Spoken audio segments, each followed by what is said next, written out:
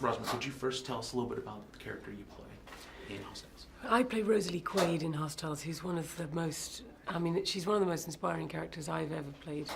And it's interesting that the people who see the film also seem to be very touched by her courage. This very, she's inspiring because she suffers an unbearable tragedy at the beginning of the film. It's a tragedy that is probably most people's worst nightmare.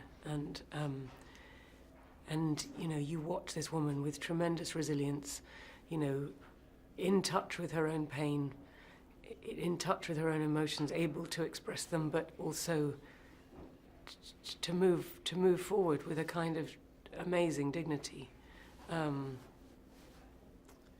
She's sort of barely functioning, and yet she musters this quality that commands respect. I thought she was an amazing person to play. It's a journey through faith, I suppose, into hope, and a new incarnation for life. She knows that life will be forever changed, but that there can still be life after such a tragedy. Can you talk about the research that went into it? There was much research that I needed to do. Not only researching the time, the hardships of life before our film starts, what her daily life would have consisted of, as a settler in the 1890s, moving from Illinois to New Mexico. But also I had to do very, very serious research into grief, into the impact of grief on the body, on the mind, on, basically I read everything I could get my hands on and talked to people who were able to share, because you feel that you've got a huge responsibility for people for whom such a tragedy is real. You feel a great responsibility to get the experience across truthfully, in all its complexity and its subtlety, and the fact that grief has many, many faces. It's not just one thing. It's there are shades. There is a sort of whole passage of time. There's the idea of the 5 stages of grief. There's denial, there's anger, bargaining, depression, and acceptance. And I tried to kind of chart that journey through the film, and try and live it, let it into my body as physically as I could, whether it was through, light feeling too bright, whether it was through an ache in the arms, whether it was through every thing that Rosalie picked up, feeling like a child that she was carrying again, feeling the emptiness of, having born children, feeling this tremendous hollowed out emptiness inside her.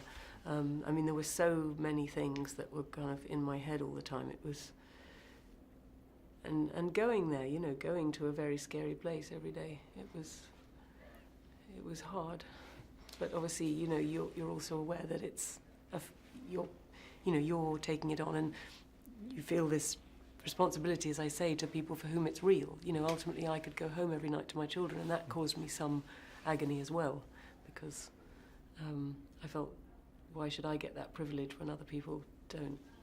It screws with your mind a bit. Can you talk about the Western? Because you've worked in many different genres. Yeah. And you've tried a lot of different things. Can you talk about what it is about the Western, the challenges of that? Well, the Western is wonderful because every scene virtually is outside. Your playground is not confined by 4 walls. You've got, nature all around you. We were on horses every day. It was sort of like equine therapy at times.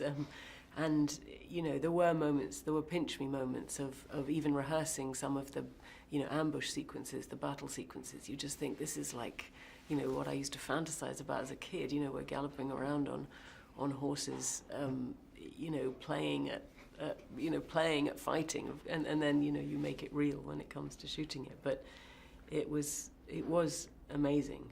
I think the outdoors nature of it was really tremendous. And we were working at high altitude. Santa Fe is 7,000 feet above sea level, so we had to acclimatize to that. Obviously, acclimatize to 10 hours in the saddle every day. all, you know, the costumes. I was corseted.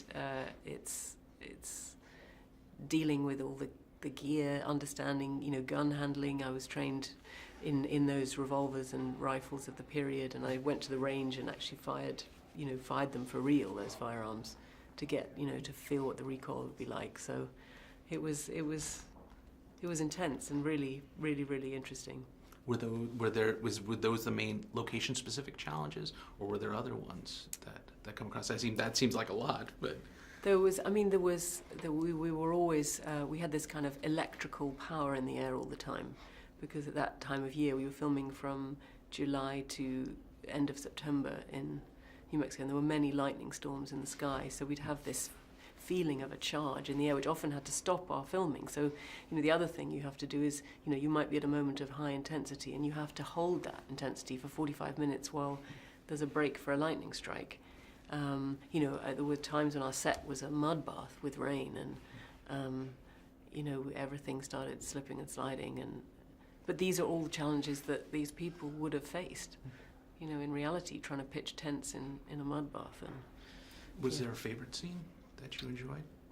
I enjoyed it all. I mean, every day we were somewhere that you couldn't believe that we were there. I mean, remember there's a scene in it where we all cross the river on horseback. And, you know, there's an amazing crane shot. I mean, how they ever got the crane down there, it was this sort of very, very narrow passage down into the bottom of this gorge. And, you know, how they got the camera equipment down there, I still have no idea.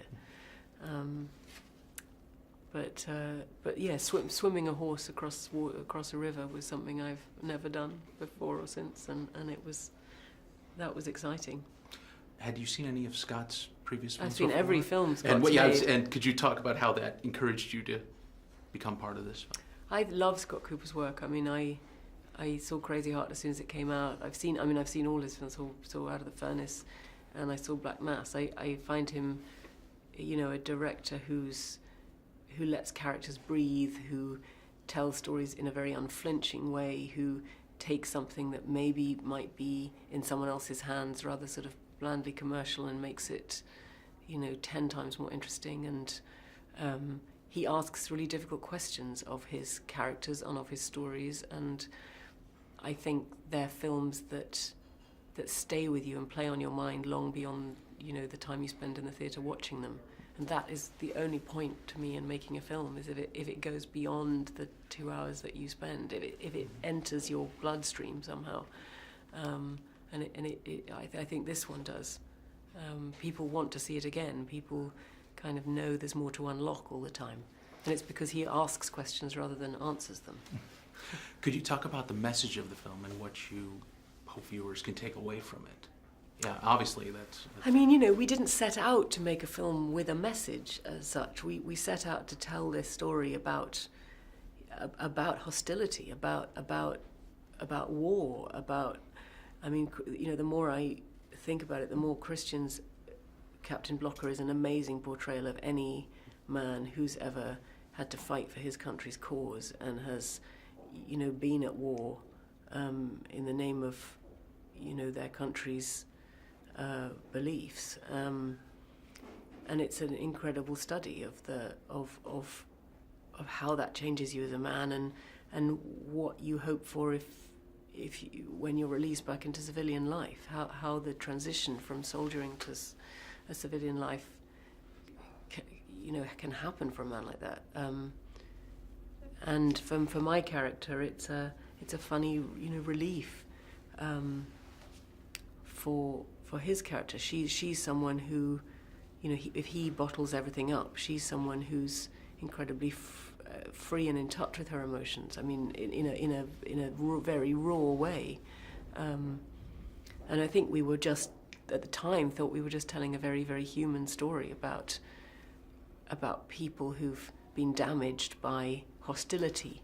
But I think we didn't realize that we would actually be making something quite so timely about fear and hatred and how to let those things go once they've entered your body. Which there's no more relevant time to talk about those things than now. 2 more questions. Yeah. Could you talk to me about working with your different co-stars and your experiences?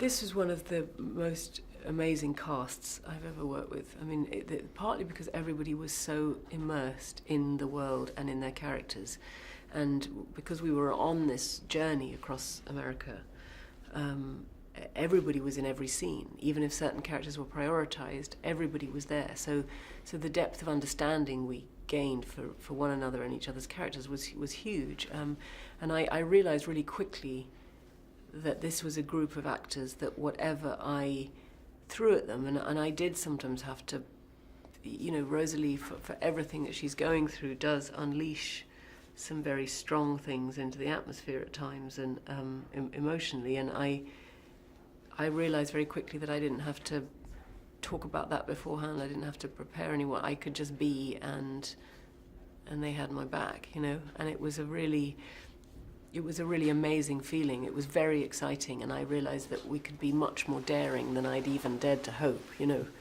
We could really, and again, with, you know, you had the support of the camera too, the camera department. It was that feeling of freedom that you get when you work with really, really good people, because you can be free, and that is an amazing place to be in, because then everything just grows from that. You know, Rory, Cochrane, Jesse Plemons, Jonathan Majors, Wes Studi, Corianka, Tanea Beatty, everybody was completely in it at all times. And Christian, obviously, is, for my money, he's the best actor working. I mean, I really do believe that. He's so uncanny in his ability to just, every moment is truthful. Every moment, he knows exactly who that character is. He thinks obsessively about the character. He knows him in and out. You could give him any situation and he'd know exactly how Joseph Blocker would behave and what he'd say. And it's really exciting.